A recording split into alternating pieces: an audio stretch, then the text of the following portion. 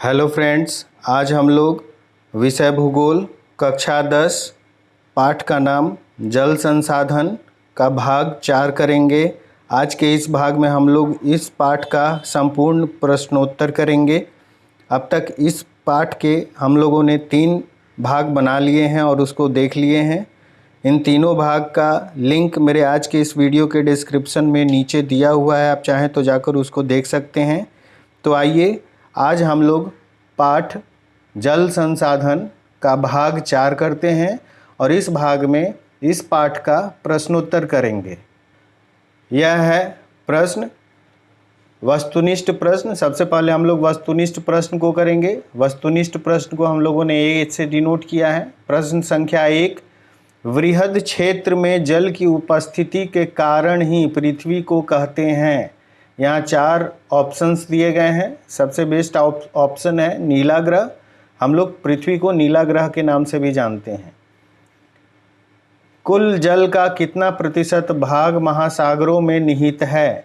यहाँ 4 ऑप्शंस हैं। 4 ऑप्शन में सबसे क्लोज ऑप्शन 96.6% है। एग्जैक्ट 96.5% होता है, लेकिन सबसे क्लोज ऑप्शन 96.6% है। इसे ही हम सही मानते हैं।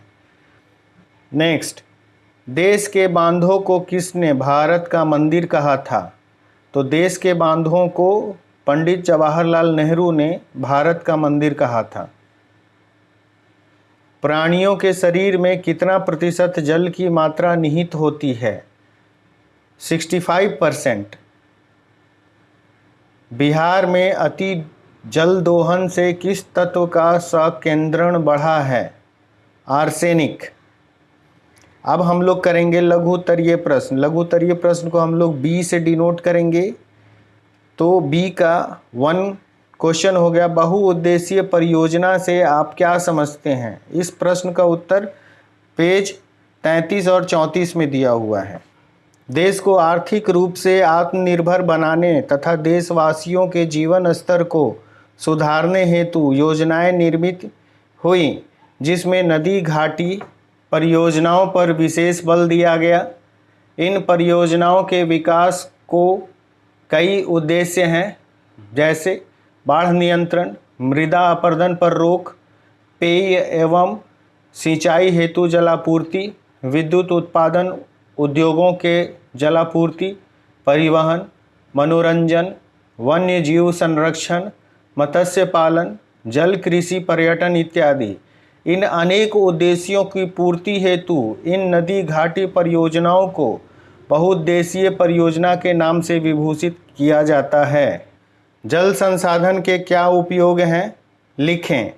तो इसका उत्तर पेज नंबर 33 पर दिया हुआ है। जल के उपयोग की सूची लंबी है। पेयजल, घरेलू कार्य, सिंचाई, उद्योग, जन स्वास्थ्य, स्वच्छता, मलमूत्र विसर्जन इत्यादि कार्यों के लिए जल अपरिहार्य है। जल विद्युत निर्माण, परमाणु संयंत्र शीतलन, मत्स्य पालन, जल कृषि, वानिकी, जल क्रीड़ा जैसे कार्य की कल्पना बिना जल के नहीं की जा सकती है। तो इस तरह से जल उपयोग की सूची लंबी है और जल के विभिन्न उपयोग यही हैं। अंतर्राज्यीय जल विवाद के क्या कारण हैं? इसका कुछ उत्तर अभी हम लोगों ने पेज संख्या 33 पर देखा, कुछ 42 पर भी है।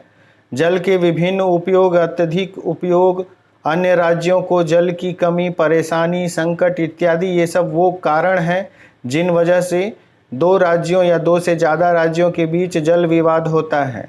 जल के विभिन्न उपयोग हम लोगों ने देखा, जिसका उत्तर पेज नंबर 33 पर था।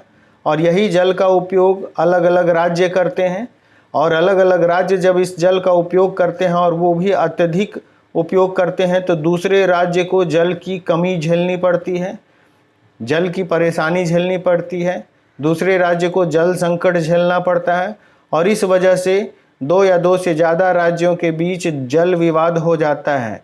तो जल विवाद का कारण जल का उपयोग ही है, जो एक राज्य ज़्यादा और बाकी राज्यों को कम होना, वो जल की कमी या परेशानी या संकट को परिणत कर देता है, और इस वजह से हम इसे ही अंतर्राज्यीय जल विवाद कहते हैं।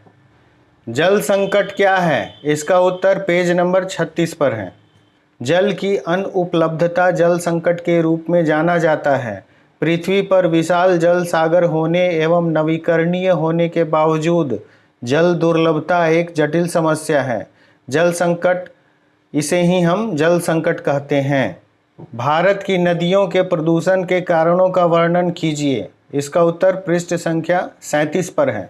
जल की खराब गुणवत्ता, यह किसी भी राज्य या देश के लिए चिंतनीय विषय है। घरेलू एवं औद्योगिक अवशिष्टों, रसायनों, कीटनाशकों और कृषि में प्रयुक्त होने वाले उर्वरक जल में मिल जाते हैं और इस कारण से जल की गुणवत्ता बुरी तरह प्रभावित हुई है। मानव के लिए अति नुकसानदेह है। बिहार एवं पश्चिम बंगाल के कुछ भागों में जल के अतिदोहन से संखिया या आर्सेनिक एवं राजस्थान, महाराष्ट्र में इससे फ्लोराइड के संकेंद्रण में वृद्धि हुई है। सीवेज एवं जलमल से भारत के अधिकांश नगरीय क्षेत्र में धरातलीय जल दुष्प्रभावित हुए हैं। भारत की अधिकतर नदियां आज प्रदूषित हो गई हैं। अनेक छोटी छोटी नदियां तो अत्यंत ही विषैली हो गई हैं। उदाहरण के लिए यहाँ पर दिया हुआ है, केवल कानपुर में 180 चमड़े के कारखाने हैं जो प्रतिदिन 58 लाख लीटर मल जल गंगा में विसर्जित करती है। और इससे यदि हम देखते हैं कि एक शहर का सिर्फ एक चमड़े का कारखाना इतना जल दूषित कर रहा है, उसकी गुणवत्ता प्रभावित हो रही है, तो कई शहर और कई अलग अलग प्रकार के विभिन्न उद्योग और उन औद्योगिक इकाइयों से निकलने वाले मल जल की वजह से जल प्रदूषण बढ़ रहा है और इससे जल संकट गहरा हो रहा है।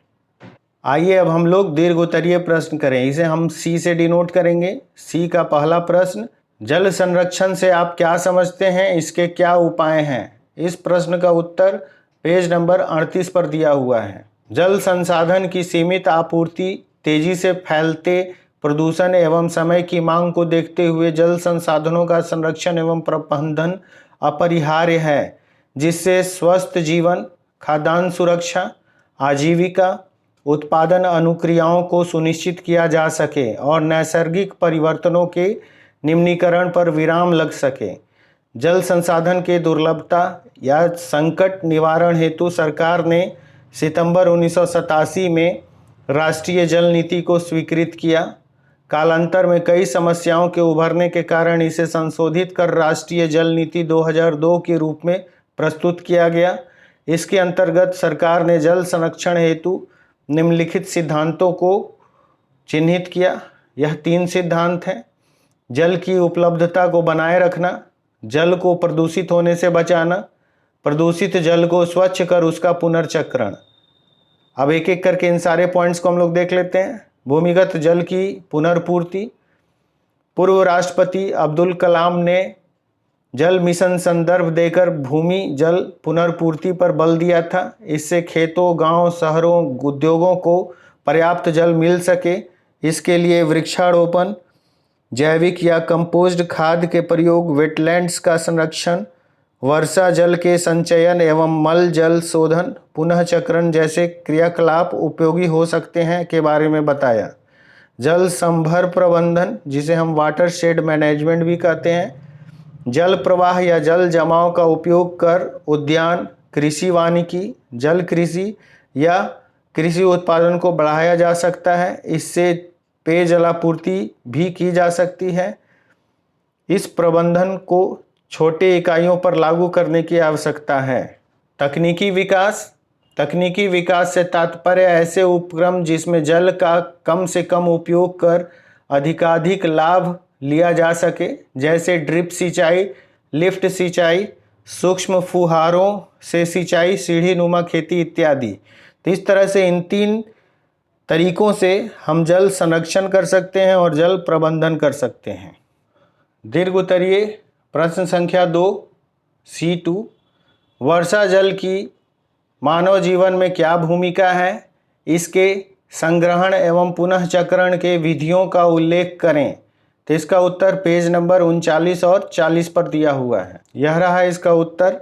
बहुउद्देशीय परियोजनाओं के विफल होने तथा इसके विवादास्पद होने के कारण वर्षा जल संग्रहण एक लोकप्रिय जल संरक्षण का तरीका हो सकता है। प्राचीन भारत में उत्कृष्ट जलीय निर्माण एवं जल संग्रहण ढांचे पाए जाते थे। तत्कालीन भारतीयों को वर्षा पद्धति एवं मृदा गुणों का गहरा ज्ञान था। उन्होंने स्थानीय पारिस्थितियों में वर्षा जल, भौम जल, नदी जल, बाढ़ जल के उपयोग के अनेक तरीके विकसित किए थे। पहाड़ी क्षेत्रों में गुल अथवा कुल, पश्चिमी हिमालय जैसे वाहिकाएं नदियों की धारा का रास्ता बदलकर खेतों में सिंचाई के लिए बनाई जाती थी। पश्चिमी भारत, खासकर राजस्थान में पेयजल हेतु वर्षा जल का संग्रहण छत पर करते थे।